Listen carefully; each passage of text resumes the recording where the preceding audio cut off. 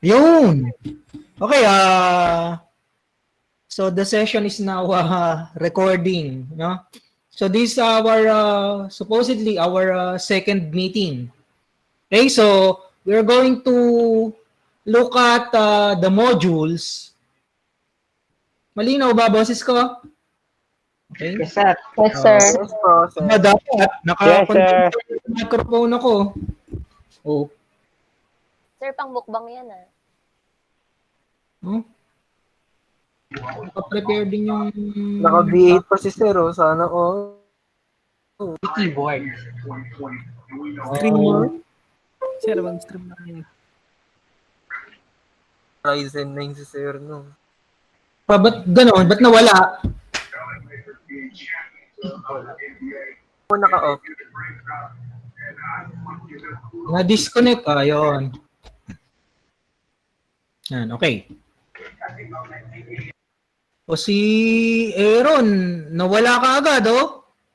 Aaron. Na po data. Ang hina po signal po niya ngayon. Ganun ba? O, sige. Okay, so siguro naman nabasa niyo yung ng pahapyaw yung mga modules natin. Okay? Magpe-present ako. Ayan. So,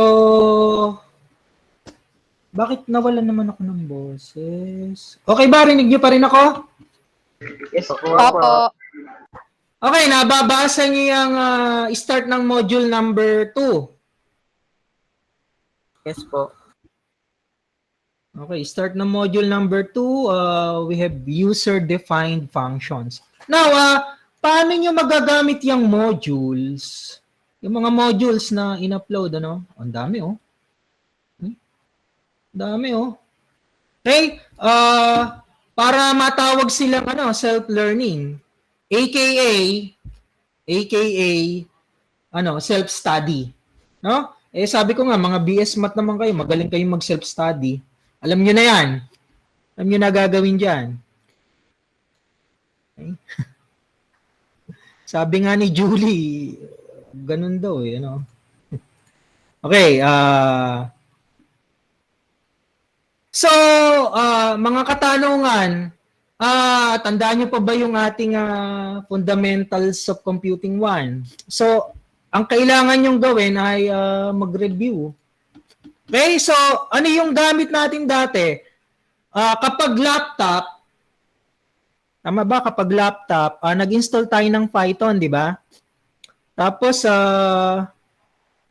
yung ating gamit na environment, ito yung pinakasimple, yung idle Python.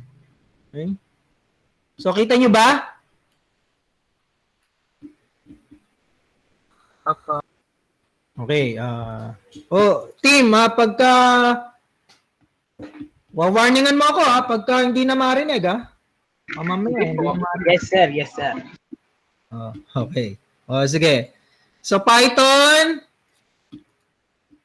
no? Ang gamit nating yung pinakasimpleng environment etong idle, no? Which is also called Python shell. Okay? Now, ano yung mga kailangan yung reviewin? Ano? So, unang-una, ano ba yung sinimulan natin dati? Paano mag-perform ng arithmetic operations? Di ba? Using idle. Okay? And then, sige, ano ang symbol for multiplication? Yan, asterisk. Ano ang symbol for exponentiation? Double asterisk. Yeah. So, ano ang 3 squared? Di 9. No? So using idle, you can perform arithmetic operations, no? As if idle is a calculator. Parang ginamit nating calculator dati itong Python shell, di ba? Okay. Now, next, anong ginawa natin dati? Tiningnan natin kung sumusunod yung Python saan? Sa hierarchy of operations. So, 1 plus 2 times 3, alin ang uunahin ng Python? Yung 2 times 3, di ba? So, sumusunod siya. Kung ano yung natutunan natin sa algebra, di ba? Sige. 1 plus 2 times 3 squared. Anong value niyan? 3 squared ay di 9. Uunahin nyo yung exponentiation, di ba? Tapos 9 times 2, 18 plus 1. So, ang sagot niya ay 19. Okay?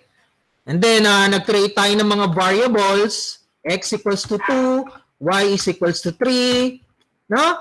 So, sige, i-display natin yung value ng X, i-display natin yung value ng Y, and then using those variables, pwede tayong mag-perform ng arithmetic operations. So, X times Y is 6. X raised to Y. E di ano yan? 2 raised to the third power. E di ano yun? 8. Diba? Okay? So, what else? Negative 2. Negative 4 raised to the second power. Anong sagot nga natin dyan? Anong sagot nyo dyan? Positive o negative? Negative Positive po. 16. Positive. O, sige. Negative 16. Kasi mas mataas yung hierarchy, mas mataas yung level nung exponentiation. Ano? Kesa dun sa negation. Ang negation parang parang ang ka-level niya ay yung subtraction lang. Okay? So after reviewing yung hierarchy of operations, ano pang mga ginawa natin? O yung halimbawa, 5 divided by 2. Pero yung remainder.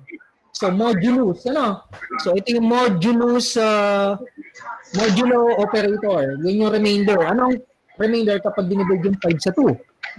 83. 5 divided by 2, ano nga kayo, mano-mano, 5 divided by 2, 4 yung sa baba, 2 ang quotient, okay, tama, remainder ay 1. O sige, 7 divided by 5, anong remainder? 2. Okay, so 2, So, ganon. Next, anong nireview pa natin? Yung mga relational operators, di ba? Ang 5 ba less than 7? Totoo, di ba? True. Okay, true. Paano mag-open na lang ulit ako ng bagong idle. Saglit. Sino to? Yan. O di iaano na naman natin. Screenshot ulit. Okay, mag-open ulit ako ng idle.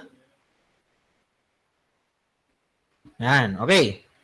So, ang 5 ba less than 7? So, true. Ang 5 ba greater than 7? Ay di false. Ang 4 ba equal? Notice na kapag ka isang equal, ano yun? Yun yung nag-a-assign ka ng value, di ba? Oh. Pero pag double equal signs, ano yun? Yun yung relational operator, yun yung comparison. Ano? Ang 4 ba equal sa 4? Oo naman. So, true. Ang 4 ba ay equal sa 5? Aba, hindi. Di ba? So, magiging ano yan? Anong truth value? False. Okay? Ang 4 ba ay hindi equal? Ano yung relational operator natin? For not equal. Ay di may exclamation point. No? So, binabaliktad niya yung truth value. Parang ganito, ang 4 ba equal sa 5? Hindi. Kaso, ilagyan natin ng exclamation point, ang 4 ba hindi equal sa 5? Oo, totoo. Diba? Okay? Pwede rin ganito. Ang 4 ba equal sa 5? Ay di... sorry. Ang 4 ba equal sa 5? So, false. Kaso, nilagyan mo ng exclamation point sa unahan. So, not false. Hindi magiging, error. So, hindi pala pwede ito.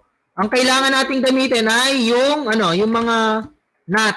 Not 4 is equals to 5. Okay? Ayaw niya nung exclamation point dun. So, hindi siya not operator. Okay? So, ano pa? Yung mga ginamit natin, yung mga conjunction, yung disjunction.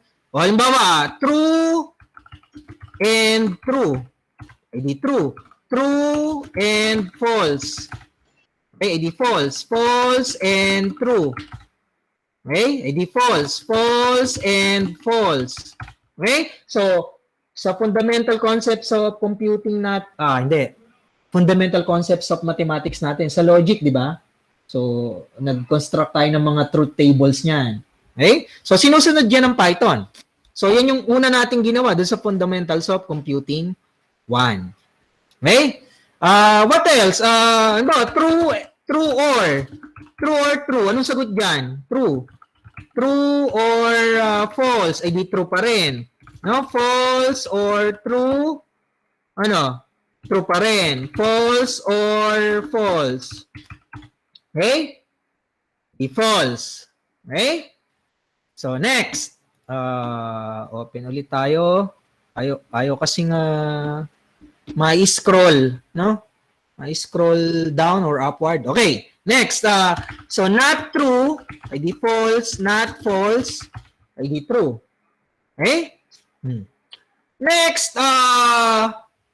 Saan tayo yung medyo patapos na tayo, construct tayo ng mga strings. Halimbawa, S is equals to Juan de la Cruz. Okay? So, ang S ay string variable. Anong laman ng S? Ay di Juan de la Cruz. So, how can you access yung mga individual characters, yung mga individual letters? Ginagamitan natin ng index. Paano mag-specify ng index? Sa Python, no? So, kung list of objects, yung ating variable, gaya niyang S, string yan, ay di list yan ng ano? List yan ng mga letters, ng mga characters. Ano? So, ang Python ay gumagamit ng index enclosed sa brackets. Okay? So, what else? Ano pa napansin nyo? Ang Python ay zero-based. No? Zero-based index ang ginagamit. Kaya ano yung pinakaunang element? Ano? Doon sa sequence natin ng, yan, yung Juan de la Cruz, ay di 0. S, tapos ang index ay 0. So, yun, J. O anong S, tapos ang index ay 1. So, ibig sabihin, ina-access mo yung second element ng S. Ano ba yung S? String. Ay di, ina-access mo yung second, no, yung ika-index 1, ay di yung second character ng S. Okay? What else? S2. Di ano yan? S2.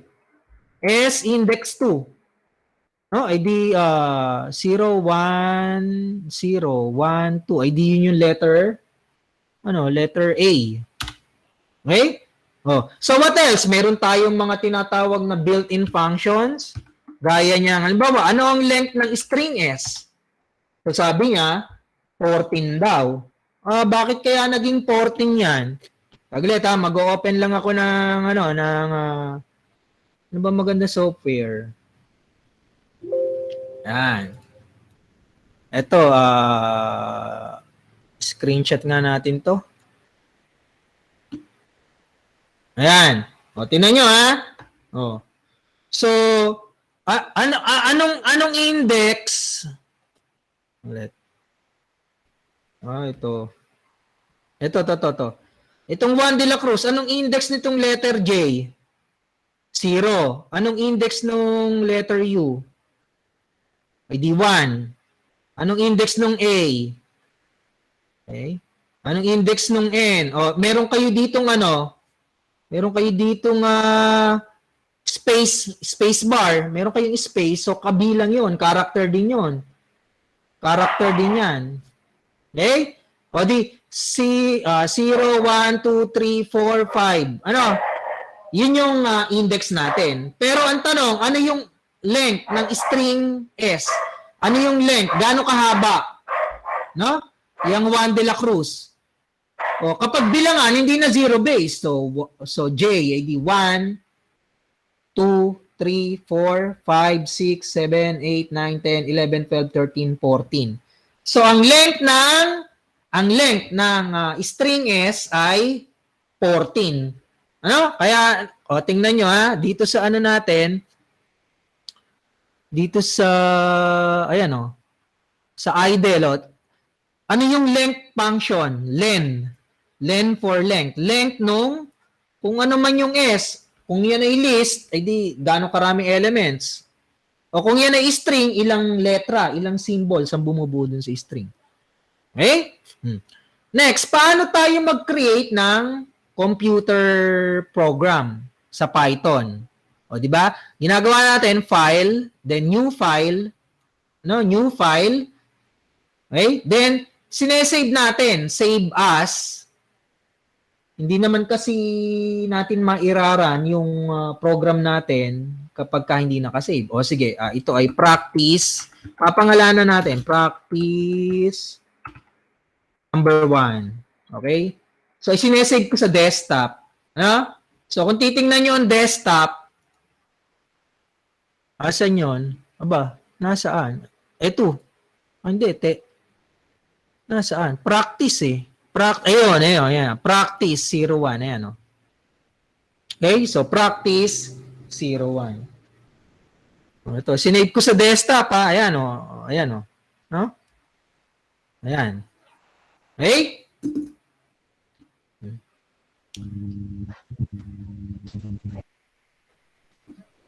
Okay,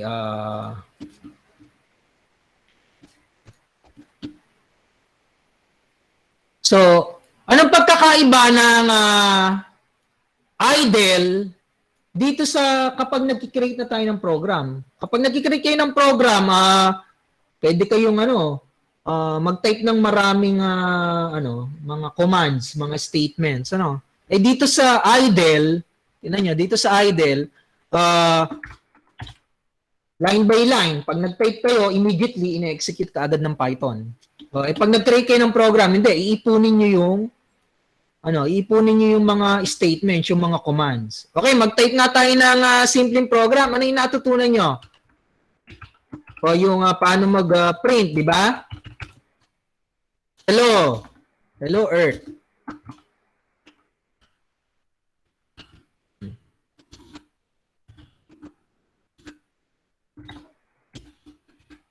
Yan.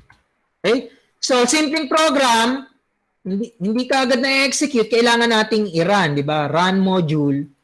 O, saan siya lumilitaw? Dito sa idle. Okay? So, lumilitaw siya dyan sa idle. Okay? Pag i-close ko yung idle, ini-run ko, mag-o-open na naman siya ng idle, ng shell. No? O, ayan, hello earthling. Doon niya i-display yung output. Okay? So, tinan nyo, mag-create tayo ng variables. X equals to 2, Y is equals to 5, then Z is equals to 2 times X plus Y raised to the second power minus 10. Then, pwede natin i-print yung Z. Ba? Okay, isa-save ko. Pag tinan nyo, pag iraran nyo, tapos hindi nakasave, nagre-reklamo. No? Source must be saved. No? Before you can run. Okay to save. Dige, save natin. Okay, so 19 yung sagot, no? So anong ginawa ng Python? No? Okay? Ay di sinunod niya line by line yung mga instructions natin. So first line, x equals to 2. Second line, inutusan mo na lagyan ng 5 yung y. No? And so, meron tayong mga blank lines, so walang utos doon, walang statement. Ito, anong inuutos mo sa Python? Sabi mo, multiply yung x by 2, is-square yung y, then, ito, basically, ipinapa-evaluate mo tong expression sa Python. Okay? Then, ilagay yung resulta sa z. So, yun yung utos nyo sa Python. Then, yung last na command natin, last na statement natin, inuutusan natin na i-output kung ano man yung laman ng Z. Tama ba, 19? Check nyo nga, 2 times 2, ay di 4. Eto, y squared, ay di 25. No? 25. Okay, plus 4, 29, minus 10. Di tama, 19. So, nung inira natin, so, ayan, 19. Okay, 19. Pag inira niya yan ng paulit-ulit, di andun lang, ginagamit niya yung isang instance nung interpreter. Run ulit. Ayan. Pero pag i-close mo, yung idle, iniran mo, di kikreate siya ng another instance, wala na naman laman. Okay? Oh, yun lang ang output. Okay? Kung mapapansin niyo, meron ditong crisp.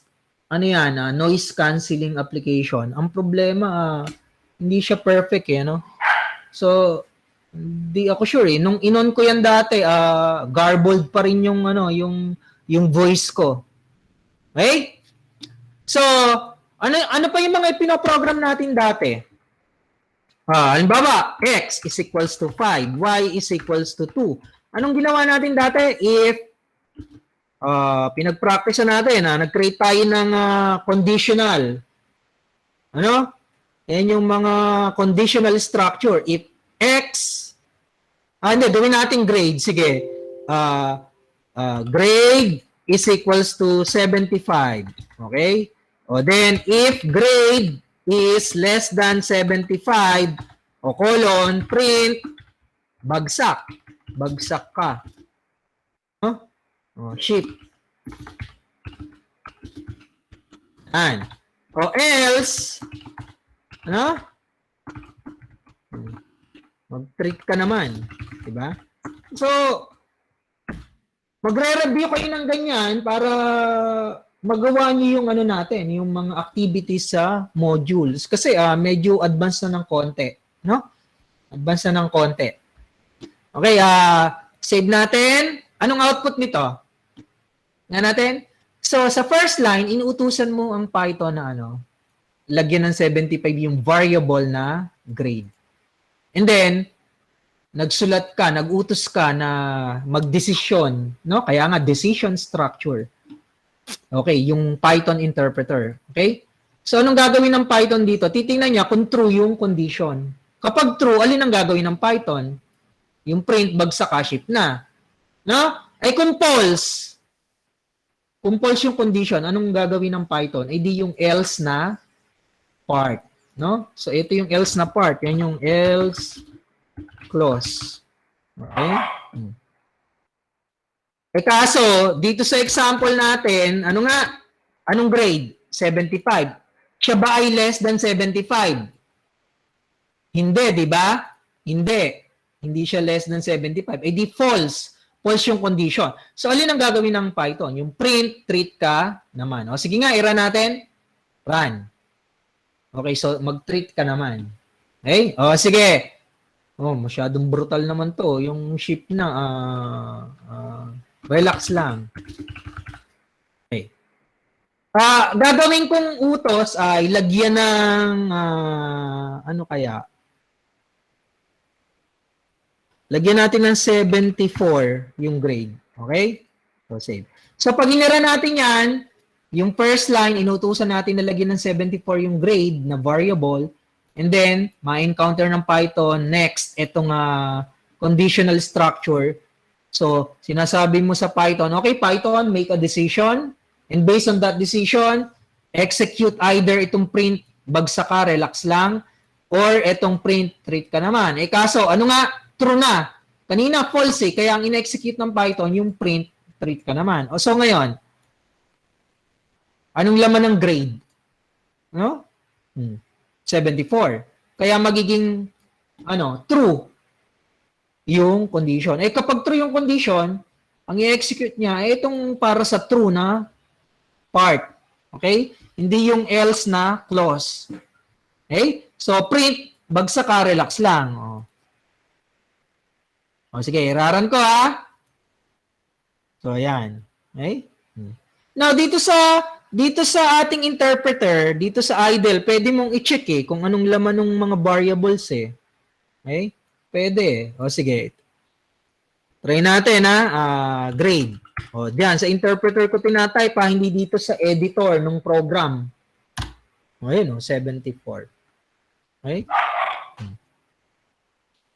Okay, next. Ano pang mga inaral natin? Pagka maramihan. So, halimbawa, ganito. Grade is equals to, sige, lagyan muna natin ng 98.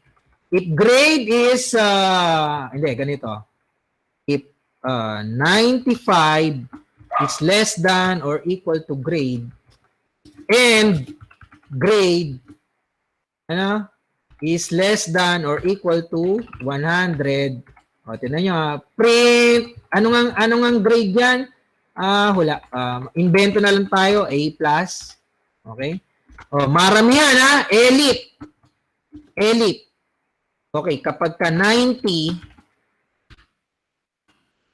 hanggang 95 ang grade, no? Print A. Pag kino-convert natin sa letter grade, elite. Kapag 86 hanggang 89, print B+. Okay? Then, tapusin ko na. Kailangan ko lang naman i-review ng konti, di ba? So, elite. Elite. Hindi, wag na. Ito, elite, print C. Grabe, walang intermediate na grade. Okay, save ko. Save. Okay, anong ipiprint diyan ng Python? O tingnan niyo ang grade inutusan niyo na magkaroon ng lagyan niyo ng 98, di ba? Now, tingnan niyo ang mangyayari dito. So ito ay true. Sir, hindi po babaliktad yung operation. Ano na? Parehas po kasing naka-less than po yung nasa unahan at saka nasa likod. Saglit Saan? Dito? Tingin ko pwede kasi ang grade naman natin pero delikado to pagka hindi integer. Kapag hindi integer yung tama ba? Pag hindi integer yung grade variable. No. Ito, tinan mo, 96 hanggang 100.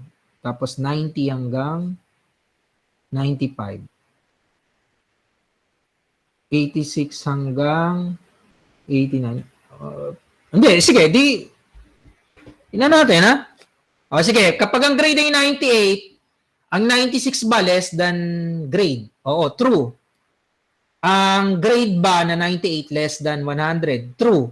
So, ang mangyayari dyan, true and true.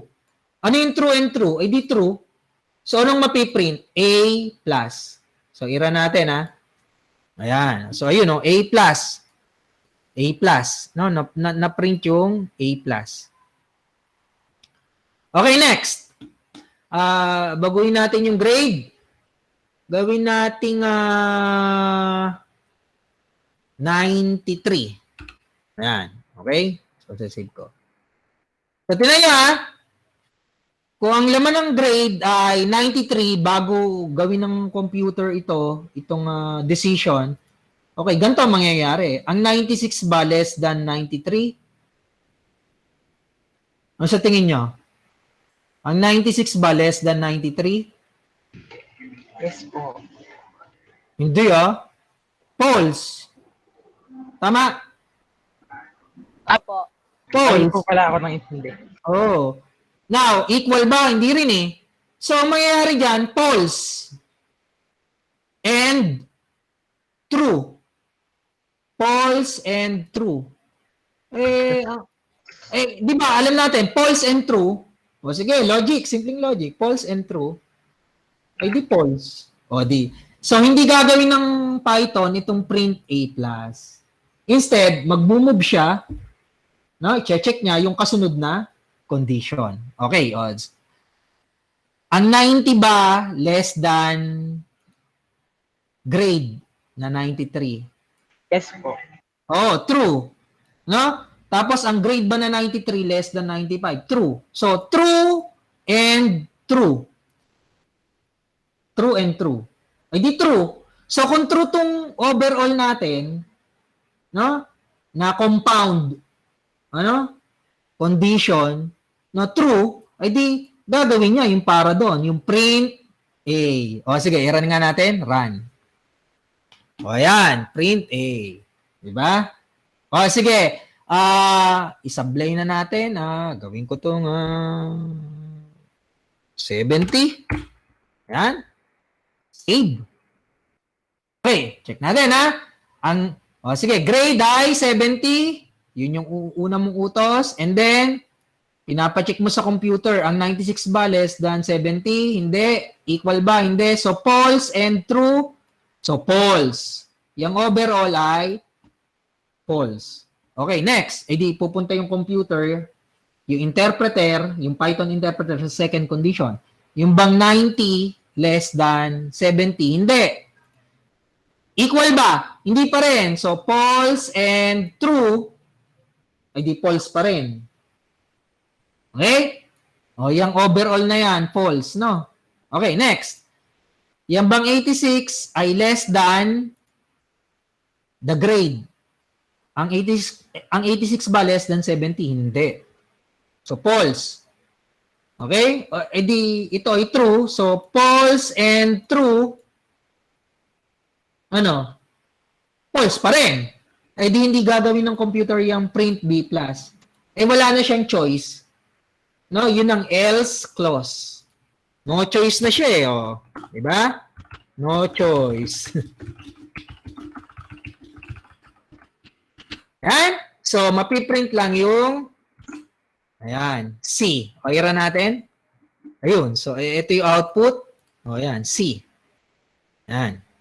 Okay? So, yun yung sinunod natin. Now, may mga exercises tayo dyan. Yung nagko-compute ng mga commissions. Diba?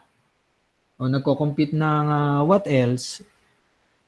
Yung amount ng purchase.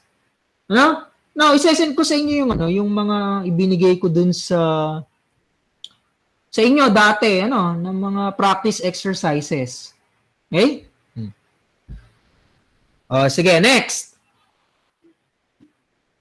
Ano yung kasunod nating inaral pagkatapos ng conditions? Yung if, elif, else. Anong mga kasunod nating inaral? Yung yung loop. Okay? Sige. Paano tayo mag-create ng loop? So, halimbawa, ganito. N is equals to 1. Gumagamit tayo ng while, di ba? While N is less than or equal to 5. Okay? Ano nga mangyayari diyan? Ayan, ano nga gagawin ng Python kapag naka-indent yung code? Ayan, diyan. Diba diyan? Okay. So etong mga lines na to ang i-execute. Di ba? As long as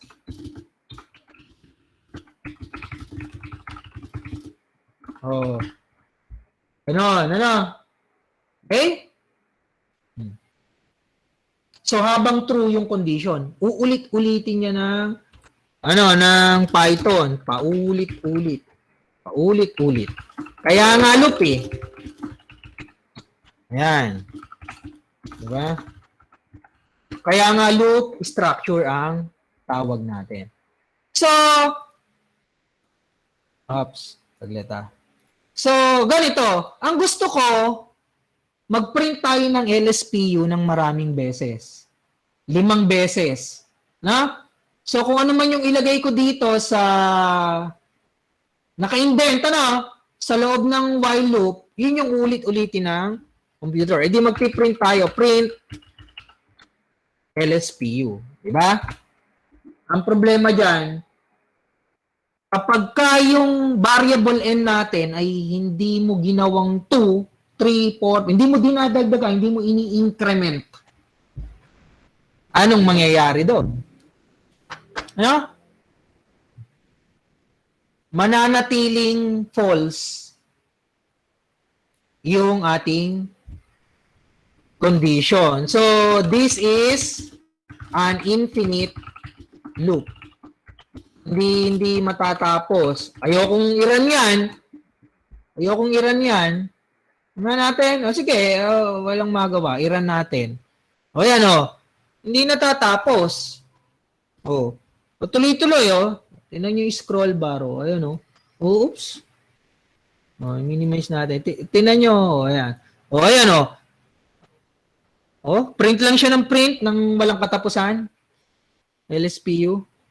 O, tingnan nyo. Ayun o. Print lang. Bakit? Kasi nga, infinite loop yan, hindi nagiging totoo, hindi nagiging false, no? Yung ating condition.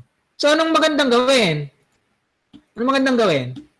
Dapat, dagdagan natin yung n, increment natin yung n. Ayan. So, ano nga nangyayari dyan? Sa simula, magpiprint ng LSPU, yung ating program, tapos yung n, dadagdagan niya ng isa, magiging 2. Then, ulit na naman yung while. Ano? O, mapiprint yung LSPU na naman, di 2 beses na. O, tapos, n is equals to n plus 1, magiging ano ng value ng n? 3. O, hanggang print na naman ng LSPU, ang n magiging 4, print na naman ng LSPU, ang n magiging 5. Ano? O, kapag ang n ay 5, true pa rin yung condition, so, magpiprint pa rin ulit ng LSPU, so, naka-5 beses. Ano? Na nag-print ng LSPU. Then, n is equal to n plus 1, magiging ano na yung n? Magiging 6. Eh, kapag 6 ang n, makakapasok pa ba siya, yung computer, yung code natin? Papasok pa ba ulit yung control ng program sa loob ng while loop? Hindi na, kasi false na yung condition. Ano bang condition mo? Kapag ang n ay ano lang mababa o kaya equal sa 5. Eh kapag n is equals to n plus 1, naging 6. Ano? Naging 6. Eh, magiging false yung condition. Okay? So, isa-save ko. Then, irara natin. Okay? So, tingnan nyo. Ayun.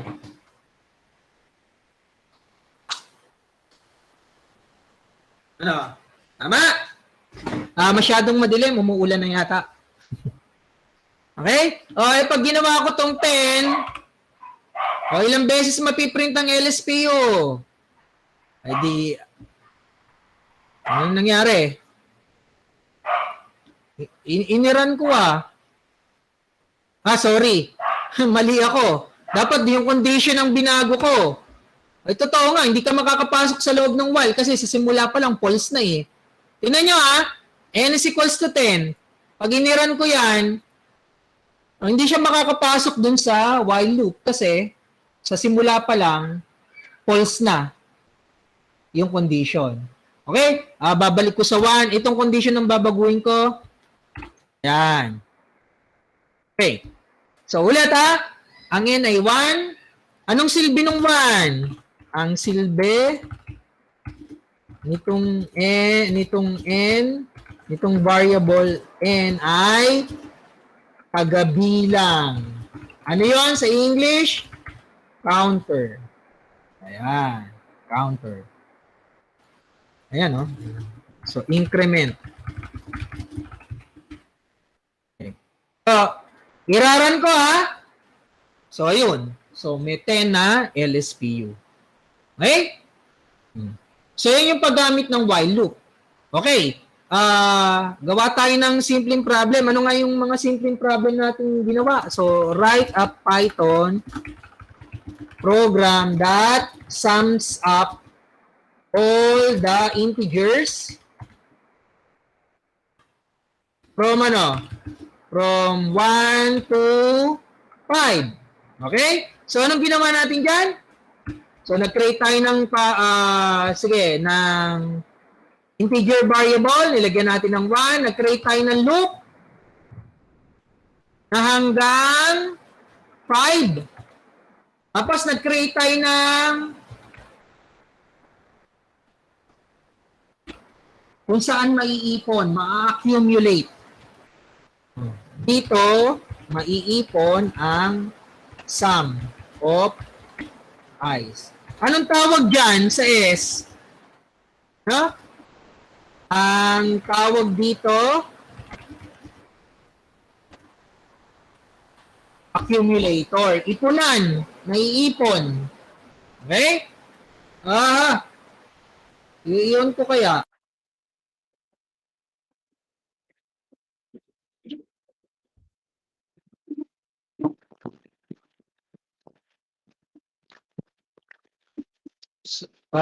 Malakas yung ulan eh, ano? Okay. Ano natin, ha?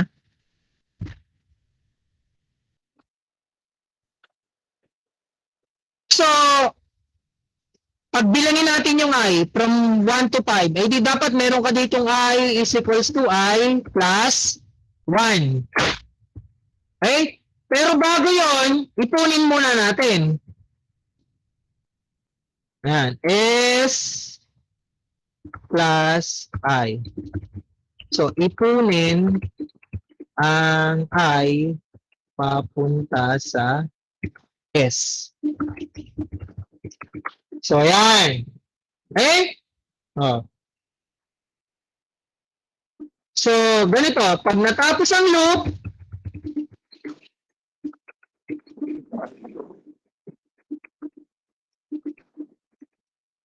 ayan. So, pwede na natin i-print. So, print S. So, paki-check ang code. Paki-check ang code. Ayun nga. Kita ko pa rin ba kayo? O baka tulog na, team. Yes po. Tulog na yung mga kasama nyo. May lapit ba kayo? Si Ron nga po, nakaiga. Boss, sir, hindi ako tulog. Yung mga Sino po? usual suspect.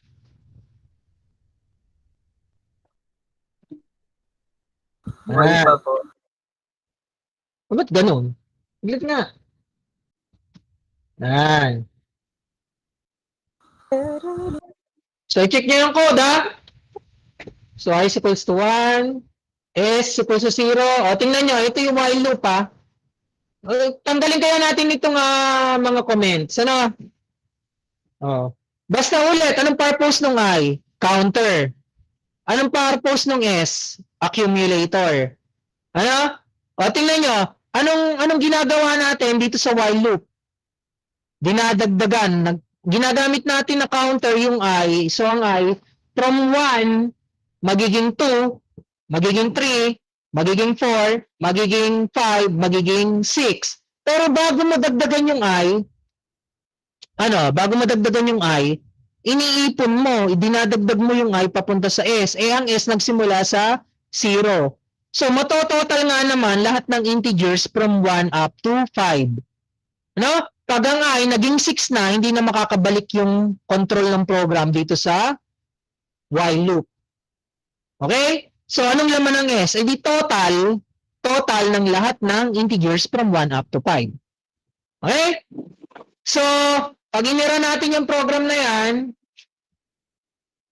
iraran ko run. Ayan, so 15. Tama ba? Ano bang problem? Write a Python program that sums up all the integers from 1 up to 5. O, tama. 1 plus 2 plus 3 plus 4 plus 5. No? Ay di 15. Yun naman 6, hindi na mapapasama. Mate-terminate na yung while loop. Matatapos na. Hindi na makakabalik sa loob ng while loop. Magpo-false na yung condition. So, yun yung paggamit ng while. So, dapat tandaan nyo yan. No? Tandaan nyo yan. So, yan ang mga re-reviewin nyo. Okay. O, next. Ano pa yung mga dapat natin reviewin? Ito. Review of for loop. Okay. Anong mga pinagdagawa natin dyan sa for loop? Okay. Ganito. Alam niyo yung range na function. Pag-create ka ng list, range 10. Range 10, ano? So, meron kang list of numbers. Okay? Merong list of numbers. Mula 0 hanggang 9. Okay? Oh. Pagka naman S is equals to team. Anong kinrate mo? String, di ba? Ang S ay isang string variable. Tama. String variable ang S. Now, tanong, ang S ba ay maiko-consider nating maraming laman? Meron ba siyang mga objects? Para ba siyang set? Para ba siyang sequence? Oo, sequence siya ng letters. So, tingnan niya, pwede ko nga eh. Pwede kong i-access yung laman ng S for X in S. Okay? Print X. So, anong ginagawa niyan? Anong ginagawa niyang statement na yan? Okay, ganito. Ano bang laman ng S? Anong laman ng S? Team. Ano? Yung for loop na yan, enumerator ang tawag natin dyan. Nag-enumerate siya ng objects. Ano? Ng objects. Bakit nag-off yung camera ko? May setting ba na ganon? Wala naman sa Google po. Sa Google Meet po. Kita niyo pa ba ako? Hindi po. Oo nga eh. Ba't kaya gano'n? Ano? Hello. Ayan eh. Oh. Kailangan pa ulit yun. Ano? Okay, balik tayo sa Python. Okay. So, for X in S, anong ibig sabihin yan? Okay, computer. Ganito. O, ganito yung sinasabi mo sa computer. Ganito yung inuutos mo sa computer. Computer. Yung S, maraming laman. May letter T. Tama. Ayun o. May letter I. Merong letter M. Okay? Okay, computer. Ang gusto ko, i-enumerate mo. Ano? I-enumerate mo yung laman ng S. Isa-isa. Okay? Ang gusto kong pang-denote sa bawat isang laman or character, kasi string yung S, ay variable X. Okay. So sa simula ng loop, ano? Ang X ay magkakaroon ng value na letter T.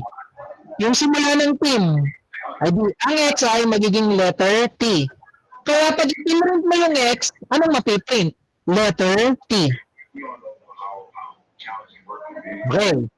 Then, since yan ay loop, uubusin ng Python yung laman ng S. Ano kasunod na laman ng S? Letter I. So, itong X, siya yung pang-denote mo dun sa letter I. Kaya pag na-print yung X, mapiprint yung letter I. Ito, ayan, sa letter I na tayo. O kaso, may pangatlong laman pa yung S, so hindi pa tapos yung for loop. Okay? Yung X naman, i-denote niya yung, ano yung panguling letter? M. Okay? So, itong variable X, magiging equal sa character na M. Okay? Oh. So, kaya pagka print X, anong gagawin ng Python? Ipiprint mo yung letter M. Okay, so yun natin. Run. Ayun, tingnan nyo. Ayan o. So, ganito nangyari. Okay, yung X, since meron tayong for loop iisa-isahin ng X yung laman ng string na S. Ulit iisa-isa yung i-denote ng variable X yung contents ng string variable na S. So, sa simula, ang X ay equal kay letter T. So, print X. So, na-print yung letter T. Ayan letter T. Okay? Next. Sa susunod na execution ng loop, ng for loop, yung X, magiging equal naman sa letter I. Dinenote niya yung letter I. So, print X. So, ayan, na-print yung letter I. Okay? So, next. Hindi pa tapos kasi may laman pa yung letter S. Ano? So, sa final na execution ng, ayan, yung print X na nasa loob ng loop, yung X, i-denote niya yung letter M. Kaya print X, so anong na-print? Yung M. Okay? So, wala nang laman yung letter S. Naubos na, na-enumerate na. Na-enumerate na lahat. So, matatapos na yung for loop. Lagyan nga natin dito na print natapos na ang for loop. Okay, so run natin, run. Oh, ayan. Ayan, oh. So, TIM, pagkatapos ng for loop, eto, hindi naka-indent. Huwag niyong i-indent yan. Pag in-indent nyo yan, ano mangyayari? Sagutin nyo nga ako. Pag in-indent ko tong print, natapos na ang for loop. Yung natapos na ang for loop, magiging parte yan ng for loop. Tinan nyo pag naging part yan ng for loop, maraming beses siya mapiprint. Tinan nyo. Ayan T, natapos na ang for loop. I, pinarin niya yung team. Kaso, kada character piniprint din niya yung natapos ng for loop, no? Kaya yung hindi part ng mga structure, wag niyong i-indent. Balik natin. Ayan, hindi ko na in-indent. Okay? So, isang beses na lang, mararan yung print natapos ng for loop. So, run module. Ayan. So, ito ng for loop, yung team na print. Then, itong print, ayan, natapos na ang for loop. Ayan, tingnan nyo, hindi naka-indent, kaya hindi siya part nung mauulit-ulit. Okay? So, yan yung for loop. Now, meron tayong function na magagamit natin para makapag-construct tayo ng set ng numbers, set of integers. Okay? Anong tawag dun sa function na yon? Okay, range function. Ito yun, ganito. Range. Ayan. Okay? May laman yan. 0, 1, 2, 3, 4, 5. And so on and so forth. Tingnan nyo 4x in range 10. Print x. Tanong, anong output niyan? Ano?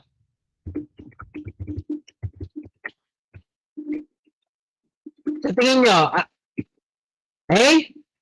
sige Iraran natin para maobserbahan nyo. Run module. Tingnan nyo. So, ano ang laman nitong range 10? So, isa siyang set or actually hindi set kasi may order Alam natin kapag may order, ang tawag doon ay sequence. So, nag-create siya ng sequence ng integers. Okay? So, nag-create siya ng sequence ng integers.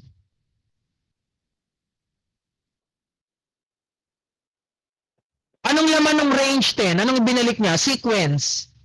Anong laman ng sequence na yon? Okay? Tingnan natin.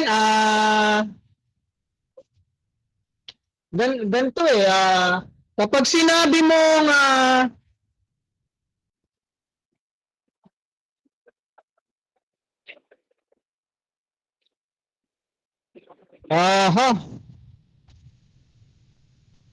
ba't na, ayun, yan. Kapag sinabi mong range, ba't ganon?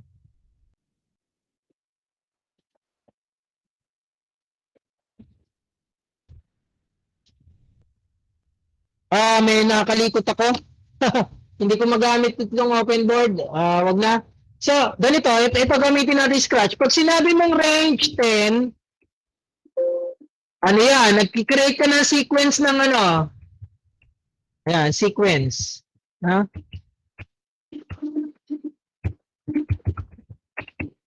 Ayan, 0, 1, 2, 3, 4, 5, 6, 7. Ayan, ganyan. So, ganyan. Sorry. Hanggang 9 lang. Okay? So, ganon.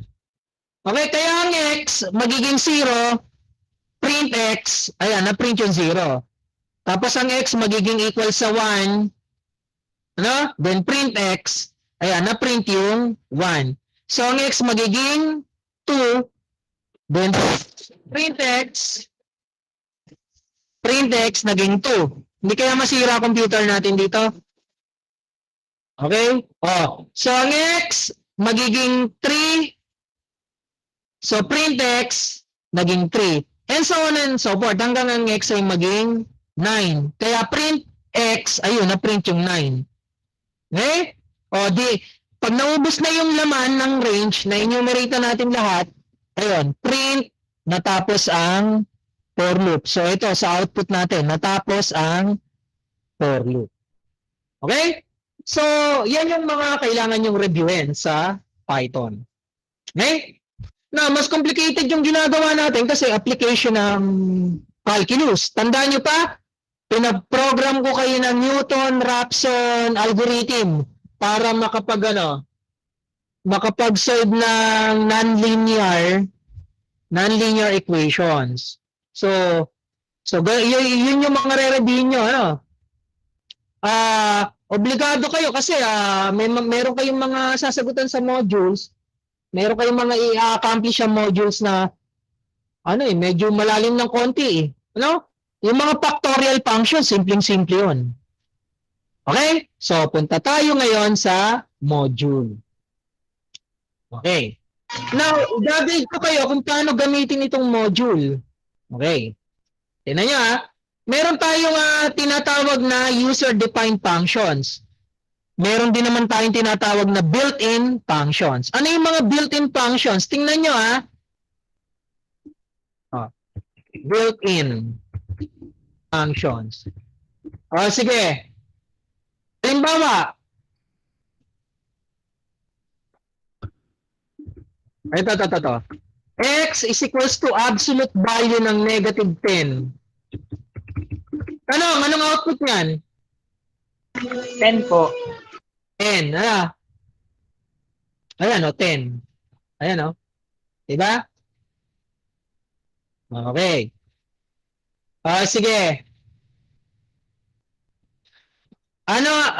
Meron kayang SDN? Ayaw Wala. Pero absolute value na function meron Tingnan nyo paano yung mga tangent? Ayaw. Diba? Ayaw. Anong ginagawa natin? Kapag hindi built-in yung functions. Anong ginagawa natin?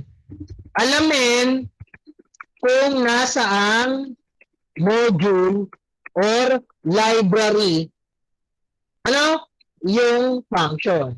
Tingnan nyo Ano ang ginagawa natin? Import math. So, this math module or library contains a lot of functions. Gaya nito.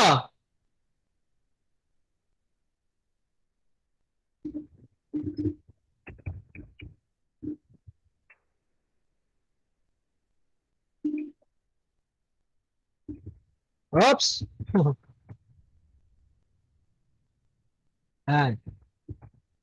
Sige nga, tatanungin ko kayo.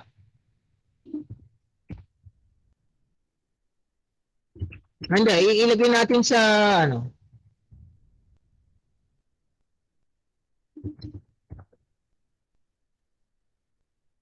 Okay, math dot tangent ng P over 4. Anong output niyan? Mr. President, wag kang inaantok. Anong output niyan?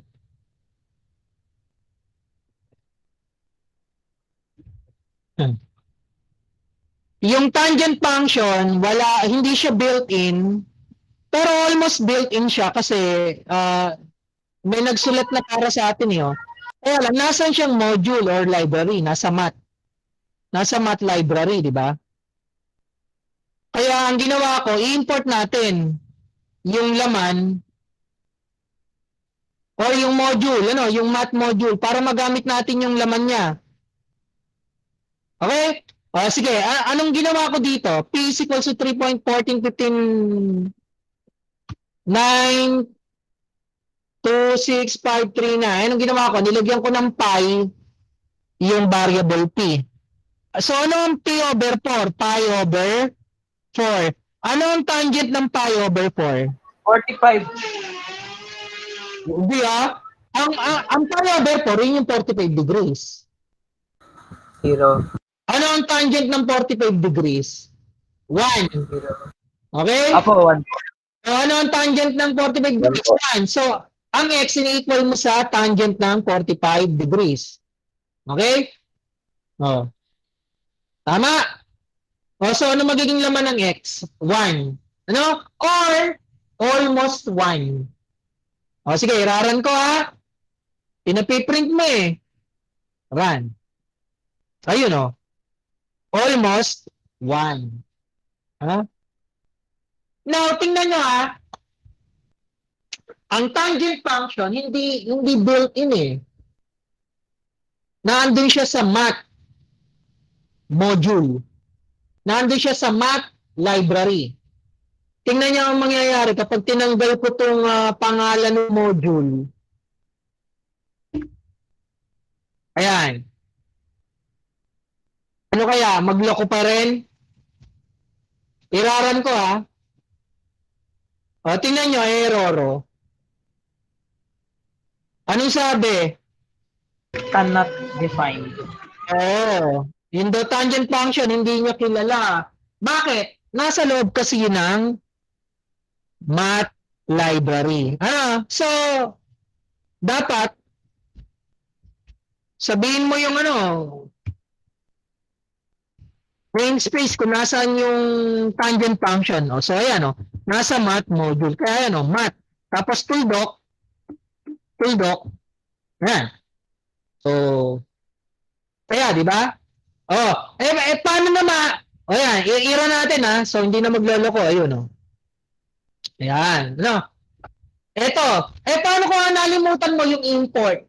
Hindi mo ini-import. Sige, gagawin ko na lang comment yan, Yung import. Ibig sabihin, hindi yan i-execute ng Python. Ginawa mo na lang na comment hindi niya gagawin. Okay. Paano kapag nakalimutan mong i-import? Error pa rin. Mag-error pa rin. Sige. Close natin yung idle. Iraran ko error yan. Hindi niya kilala tong math library Hindi mo kasi ini-import. Ginawa mo lang comment, Parang good as wala yan, Ayan. Ganyan ang nangyari. Hindi mo in-import itong math. Okay, run natin. Error. Sinasabi naman niya, yung math na module, yun naman daw ang hindi niya kilala. Okay? Yung math library, yung math module, hindi niya kilala. So, error. Bakit kapag absolute value, tingnan nyo print, ano ang absolute value ng negative 34? Bakit kapag absolute value, okay lang. Di ba yung absolute value, dapat math function yon? Hindi, kasi yung absolute value ay built-in. Wala siya sa isang module. Kasama na siya sa Python language, yung ABS. Okay? So, practice kayo ng konti dun sa mga contents ng math module. Tingnan nyo nakakatuwa dito. Tingnan nyo. Para hindi kayo mahirapan. Yung math module, meron ng constant na pi. Pag iniran mo yan, tingnan nyo Ayun Andiyan na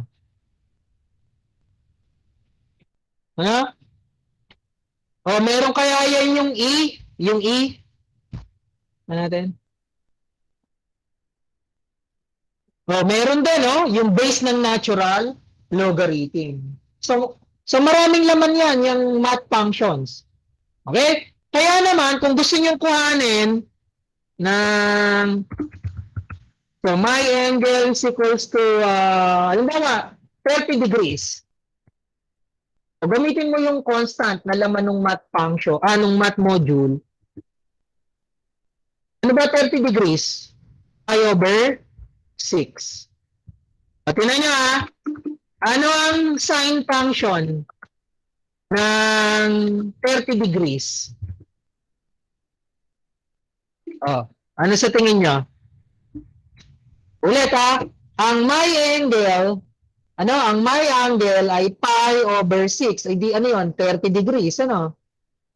So, ang my angle ay 30 degrees. Ano ang sine ng 30 degrees? Ano ang sine, trigonometric function? Sine ng 30 degrees. 0.5. O yun yung 60. Tingin ko 0.5 to eh. Nabobobo na ako sa trigo Ka-higher math. Puro pagka lumaban ako sa quiz na arithmetic lang, talo ako, kulelat. Okay? Sige, run. Tama, ayun Ito output No, approximately 0.5. No? Okay? So, ngayon, meron kayong factorial? Meron kayang factorial function yung math? Tingin nyo. Yung hulaan natin Hulaan natin. Ano ang factorial ng 5? 120. Tingnan nyo Try natin hanggang tumama. Tingin ko error to. Hindi, tama Kasi sa Excel ganito Parang ganyan sa Excel ganyan ang pangalan. Sa Python mag-e-error 'yan. Ayun no? Hindi niya kilala yung math. Okay? So, ang math merong factorial na function. Ayan. Okay? Meron kaya siyang max? Meron kaya siyang max? Maximum. Bawa, 5.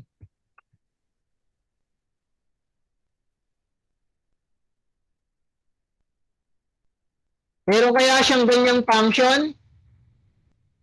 Ano sa tingin nyo? Tingin ko, wala. Kuklose ko yung idle. Open tayo ng panibag. Hindi, wag na. Iraran ko na lang to. Mag-e-error naman to. Ayan, error. No? Gusto kong alamin kung alin ang pinakamalaki dito sa list ng numbers. Ano kaya? Max. Kapareho kaya niya yung sa Excel? Tingin ko, hindi. Error pa rin. Ano? Okay. Paano kung wala pala talaga? Wala pala talagang ganyan. Okay? Baka kailangan dito list. So, gagawa kayo ng sarili nyo. Gagawa kayo ng sarili nyong function. Mayroon natin. Wala. Talagang error. Ang gusto ko, gumawa tayo ng sarili nating function. So, doon na papasok yung module number 2. Ayan. User-defined function. No? Tingnan nyo maigi Nagkataon na ang Python, mayroon ng yung absolute value function. Yun ang mga trigonometric functions na doon sa math library. So, i-import lang natin. Paano kung nakaisip ka ng function na gusto mong i-implement pero hindi built-in? Wala din sa mga modules ng Python. Anong gagawin nyo? Di magkikreate kayo ng sarili nyong function. Ang tawag doon ay user-defined functions. So, eto. So, ito yung ating module number 2. Paano daw mag-create ng sarili nyong function? So, bilisan lang tayo kasi magta-time na. Okay. Ganito. Gagawa ko ng sarili kong function. Now, pakibasa nyo, paulit-ulit yung module number 2. Ulit-ulitin nyo. Intindihin nyo maigi. Okay. Gagawa ko ng function na tumatanggap ng ano kaya? Tumatanggap ng tatlong numbers. Okay? Sumasambot ng tatlong numbers. Tingnan nyo ang ipapangalan ko doon sa function ay maximo. So, sisimulan ko sa pamamagitan nitong keyword natin na def. Ibig sabihin, nag-define ka ng sarili mong function. Anong pangalan ng function?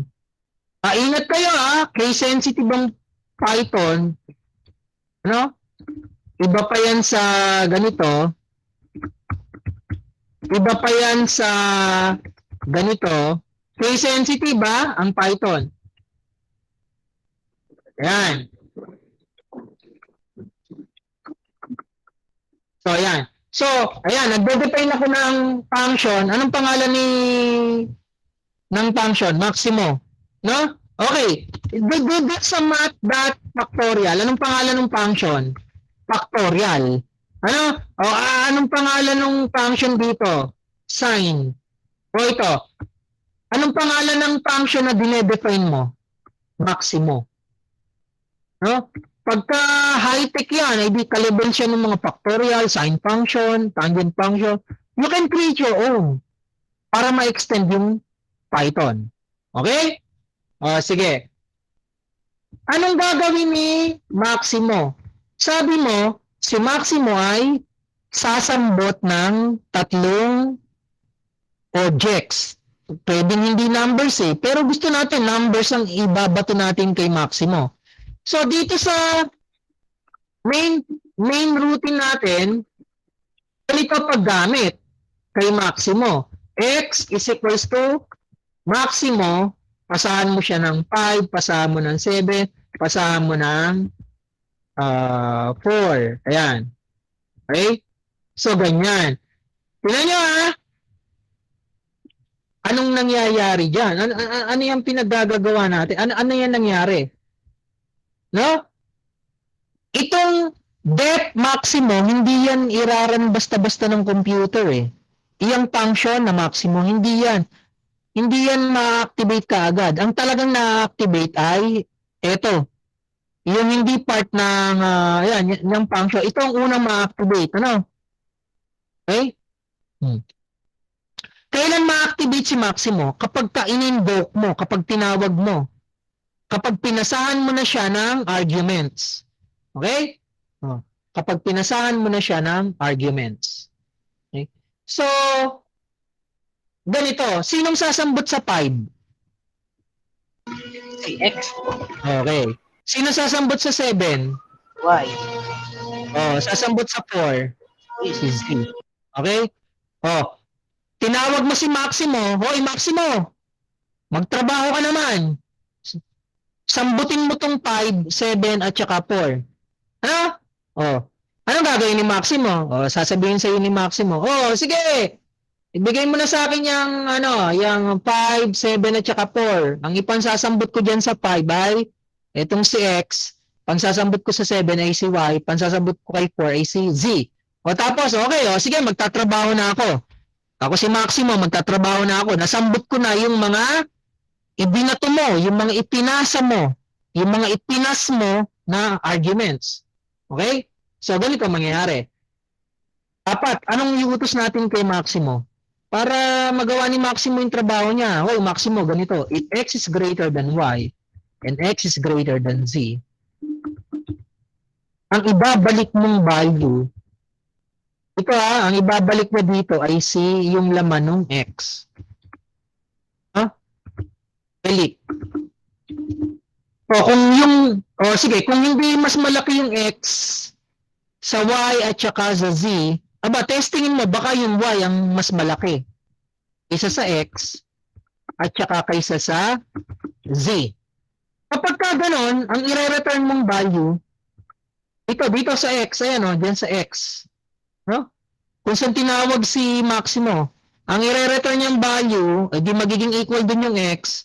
Ang i-return niyang value kapag mas malaki yung Y sa X at saka sa Z, ay yung Y. Simpleng-simple ba ang logic? Kung false to ng condition, hindi mas malaki yung X sa Y at sa Z, hindi rin mas malaki yung y, no, kaysa sa x at saka kaysa sa z, ay di malamang pinakamalaki yung z. Pinakamalaki yung z. Okay, o kaya naman baka equal lang sila lahat. Okay? O sige, ulitin natin ha. Anong nangyayari? Anong mangyayari kapag inira natin yan ha? O tinan nyo. Gagawin ba kaagad ito ng Python? Hindi. Hindi magraran yan. Ano ang unang magraran? Ay di yung hindi parte ng function. Ito. Okay? Ito. Nilagyan ko lang ng comment. Pwedeng wala. Oh. So, ito, part ito ng function, naka-indent, tinan nyo, hindi yan magraran. Ang magraran, ito.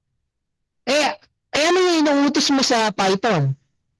Ini-invoke mo yung maximum na function, tapos ipinapasa mo at the same time yung arguments na 5, 7, at saka 4.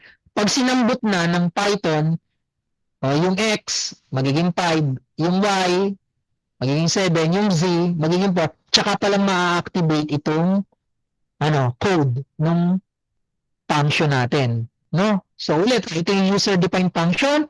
Okay, sinambot na niya yung arguments. Then, ma-activate na yung lines of code. Okay, if x is greater than y, ang 5 ba ay greater than 7? False. False and true, hindi false pa rin, so hindi mare-return tong x. Ang gagawin ng conditional structure ay ito. Okay, yung bang y, yung bang 7 ay greater than 5. True. Ito, yung bang y greater than z, yung bang 7 greater than 4. True. So, true and true. Okay, so true. Kaya naman, mare-return yung y. Then, kakalimutan na ng Python itong mga kasunod. Kahit may mga true pang condition dyan, basta makakita siya ng unang true. Okay? So, return y. Okay? So, babalik na yung control ng program dito. So, kung saan, in-invoke mo yung function. So, pag tinawag mo si Maxima, ma-activate itong lines of code, ang ma-activate itong return y, so babalik na yung control ng program dito. So, x ay equal sa, ano magiging value ng maximum? Ano yung return value niya? Ito, return y. Ano ba yung sinambot niya kanina? 7. So, return 7. So, itong maximum 574, magre-return ng 7. Okay? So, yung x magiging equal sa 7. So, print x. Okay? So, i-save ko, then iraran ko. So, dapat 7 ang output. O, tingnan nyo, ayun 7 ang output. Ang nakakatuwa sa user-defined function ay pwede mo siyang gamitin ng maraming beses. O, sige.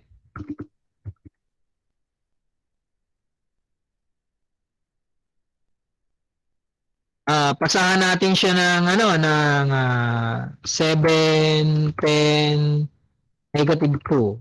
O, sige. Pasahan natin siya ng negative 2, 5, at saka 0. O, sige. Print x, print y, then print z. Yan. O, tingnan nga natin. Ano yung ginagawa nitong program natin? So, dinefine natin yung function Hindi pa yan kaagad ma-activate. Ma-activate lang yan. Kumbaga, kung kailan mo lang siya tinawag, kung kailan mo in-invoke. Okay, so maximum 574. O, di magraran to. No, anong mare-return? 7. So, ang x magiging equal sa 7. Okay, yung next line. Maximo, 7, 10, negative 2. So, ma-activate na naman si Maximo, kaya lang, may iba na yung sinambot niya. No, yung sinalo niya na mga arguments. 7, 10, at saka negative 2. So, sa tingin niyo, alin ang magiging true dyan? E di, ito na naman. 10 greater than 7, 10 greater than negative 2, so return 10. So, ang y magiging 10. Saglit. Puro ba yung napapareturn? Gawin ko kaya itong 100. Ayan. Okay. O dito sa pangatlo, maximo. Negative 2, 5, at saka 100. So, ang X, ang sasambutin negative 2. Ang Y, ang sasambutin 5. Ang Z, ang sasambutin ay 100. O kaya ang mangyayari dyan, ito ay false. Ito ay false. So, anong mapapareturn? Yung value ng Z, which is 100. Okay? So, ang Z magiging equal sa anong return value? 100. Okay, kaya ang X ay kanina, ang napa-return ay 7. Dito, ang napa-return ay 10. O dito naman, ang napa-return ay 100. No? So, ang X ay 7. Ang Y ay 10. Ang Z ay 100. O so, tingnan nyo. Ano? Reusable. No? So, the function is reusable. No, iba ng arguments. Pwede. Okay? O sige, ira natin.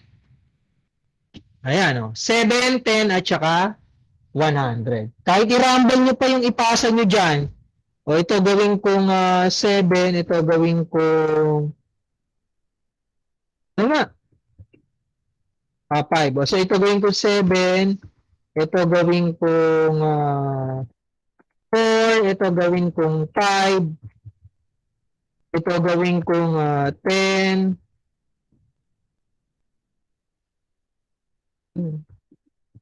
O ito gawin kong 100. O gawin natin negative 2. O. Pa-shoutout po. Tira natin. O. So, ganun pa rin. Aba, saglit. O, tama. O. Diba? So, yan yun. Nakakatuwang pag nakakagawa ka ng sarili mong function. Reusable. Okay, so, ganyan. Ano? Basahin niyo yung module 2, itatype niyo yung mga examples, then intindihin niyo na maigi. And then may mga sasagutan kayo dyan. Tingnan niyo, ito galing lang sa Fundamentals of Computing 1. Now, medyo mahirap to. Ano? Medyo mahirap yan kasi medyo, alam niyo na, may halong math. Okay? So, okay, punta tayo sa mga tanong. Okay? Question and answer. Piprint ko ulit. Saglit ha. Stop presenting. Kita kayo lahat. Saglit ha. Ipiprint screen ko ulit. Print screen. Ayan. Okay. So, tanong. Pagka may gusto kayong itanong at kailangan nyo ipakita yung screen nyo, edi share nyo. Saglit. Tama ba na print screen ko? Okay. Team, Maraya. Sino pa ba to? Ito, yung magaling magsayaw, si Princess. Sino pa? Yung magaling kumanta, nasaan? Si Kat. Si Kat. Sir. Nagsaselos si Maraya kasi magaling din daw siyang sumaya. Bakit hindi sa songer ako ngayon today? Songer ako today. Plus points, Maraya, yung lovesick, lovesick girls. Plus 5 points. Hindi ko po alam yan, sir. Sir, yung input po pala. Anong tanong? Alala ko lang po, yung input. Anong input?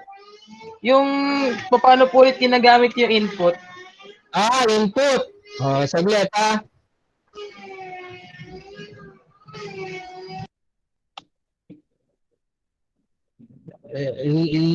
Limot na ni asan yung ito practice.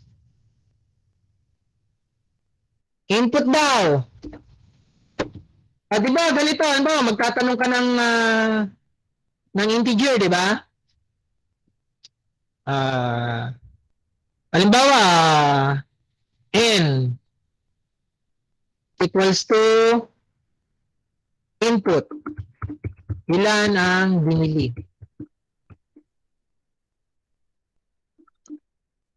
Ayan, di ba? Kaso, Ang n, hindi yan number. Hindi yan number. Diba? Anong ginagawa natin? Ino-convert natin sa Integer. integer. Ano? Tapos, ganito.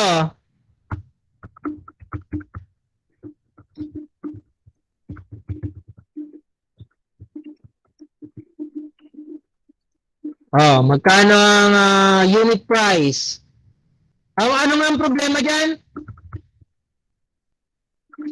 Hindi siya number. Pwede niyo i-convert sa real number, sa float. Di ba? O tapos, pwede niyo nga gamitin na sa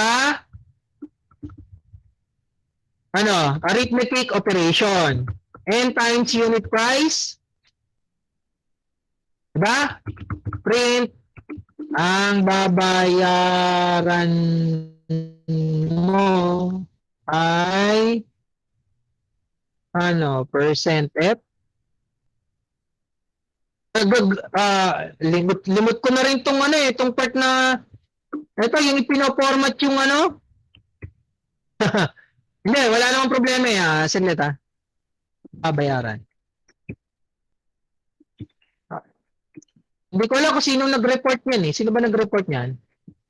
Baka mag-error dito Hindi ako sure. Tingnan natin. Run. Ayun, invalid syntax. Limot ko na nga. Ano kaya to? Baka kailangan nun. Hindi, error pa rin to Tingin ko Wag na lang, ganito na lang. Ayan. Wag na natin gamitan ng pang-format. Okay. So, tingnan nyo So, dito, magtatanong ang Python. No? Ng value. Ang problema doon sa value na yon, hindi siya number. Okay? So, mapapalagay siya sa n. So, ang ginawa natin, kinonvert natin yung laman ng n sa integer, tapos ipinalit natin, i-replace natin yung laman ng n. O dito naman, magtatanong din ng dapat number, kaso hindi number yon. Kaya ang ginawa natin, kinonvert natin sa number. Ito, real number, float. Okay, so numbers na yung n at saka yung unit price. So, pwede nyo nang i-multiply. Ayan pag minultiply nyo, ay di number pa rin yung babayaran, so pwede natin i-print. No? Okay, so run. So, ilan ang biniling mansanas? 10. Magkano per piraso? Ito yung mamahaling mansanas, 25. Ano mangyayari sa babayaran? 10 times 25. 10 times 25 ay di 250. Kaya print, ang babayaran mo ay 250.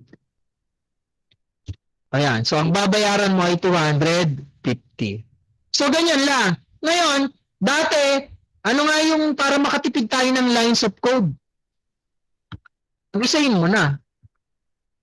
Pagka-input, ipasok mo na siya sa int na function. Diba? Tapos, dito naman sa unit price, pagka-input, kung ano man yung i-return, i-convert mo na sa number.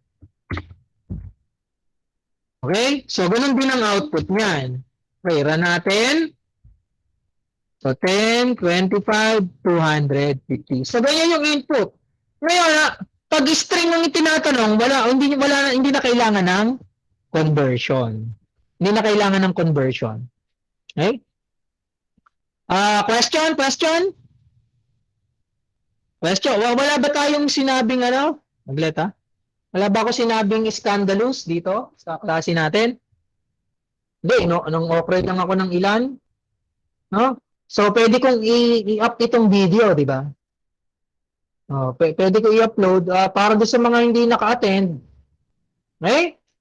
So, ang trabaho nyo ngayong week, alam nyo na, i-accomplish yung mga activities sa module number 2 at pagka may mga tanong, syempre i-post nyo doon sa classroom. Okay? Na hindi ko alam kung kailan ko mai-upload kasi matagal to. O isa't kalahating oras tayo nag-class, ano? Okay, sige, question and answer. Si Kat. Kat, ako? Bakit po, sir? Baka iniwan mo na kami, ano ka lang yata eh. Anong tawag doon? Naka-record ka lang eh. Actually, pwede nyo i-record to Gumamit kayo ng OBS Studio. Para yung mga wala sa hulog ng instructor, gaya ko. Hindi, kaso, baka kayo naman ma-demanda no? Bawal yata i-record, pero record nyo. Sabi, tinuturuan ko kayo ng mga kalokohan. Then, i-record yung OBS Studio. Inire-record ko yung mga webinar eh. Pagka yung sobrang busy ko, pag matatalino naman kayo eh, sobrang busy nyo, i-record nyo using OBS Studio. Then, gawin nyo yung ginagawa nyo. Di nagre-record lang siya. Pwede nyo panoorin later on. Ano? Okay. So, ganun. No? So, meron kayong ebidensya dun sa mga instructors nyo. No? Kaya ko pa, alis-alis. Okay, ano pa? Ba't nag-off ang camera ko? Ang kulit Siguro yung nade-detect niyang... Ano ba? Kita nyo ako? Opo, kita na po ulit. Pagka ganyan, wala. Wala po. Wala po. Nag-auto off yung camera ko. Siguro sa Windows setting lang, ano. Okay? So, ano pa? Ano pang mga, questions? Paki-on na ang camera nyo. Karamihan sa inyo, i-screenshot ko lang. Paki-on, final. Humarap. Ayun, kita lahat ng pangalan. Hindi pala tayo mahihirapan sa attendance. Okay. Meron po pala mga hindi daw po parang nawawala po gawa po nung naulan daw po. Sumihina po yung signal. I-print screen ko Haglala. Ganito. Hindi kasi i-upload naman natin eh. Tsaka required ba talagang maganto? Baka naman ako ang mareklamo, di ba? Baka may mga nagsusuicide. Hindi ko naintindihan. Baka idahilan nyo pa ako, no? So, siguro medyo lenient tayo ng konti. Pero pagtulungan nyo, ganito na lang. Mahirap yung mga problem set, pagtulungan nyo, no? Ngayon, since programming tayo, iba-ibahin nyo naman yung variables. Ano? Mag-grupo kayo, magtulungan kayo. Medyo mahirap yung subject. No?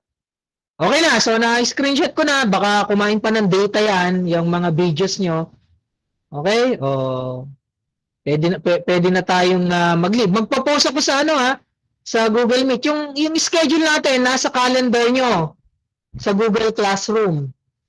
Okay? Okay po, sir. So, that's it for our Google meeting. So, communication. Tuloy-tuloy yung communication natin, Okay, sino secretary nga? Sino secretary? Team. Si Arman po. Ray Arman Balubayans. Ray Arman Balubay. So, sa kanya... Ako po, sir. Dapat ko nag-check ng attendance natin pag naandyan kayo, no? Okay po. Ini-screenshot mo ba? Meron po. Sigurado ka, Yung Opo. kita yung pangalan? Po? Mag-screenshot ka ng ilang beses kasi may mga nadi-disconnect Dapat Okay ganon. Yung every 15 minutes, baka may mga na-disconnect na Apo. Yung iba naman siguro naka-wifi kaya walang problema, Pwedeng makipag-chikahan ng matagal. Okay? Sige, tapos na ang ating session. Pwede na kayong mag-leave. Okay? Bye, sir. Thank you po. Thank you po. Bye. Thank you po. Thank you po. Thank you po, sir. Thank you. Thank you, sir. Thank you po. Okay. Thank you, sir.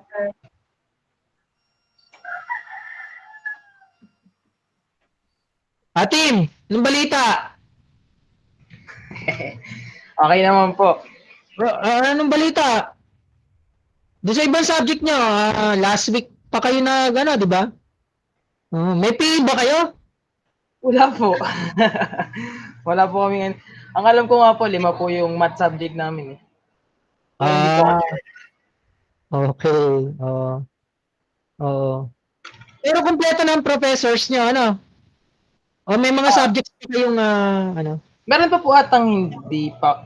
Wala pa pong prof. Ilan na oo. po siguro yun. Mahihirap naman kasi yung mga subjects nyo, ba? Di naman mawari yung mga subjects nyo, kakaiba out of this world. Tapos mamaya po, Oh. may klase pa po kami. Okay, sige, ako rin, mamaya 2 hours ulit sa 3A naman. Okay, bye-bye na. Okay po, sir. Thank you po. Okay.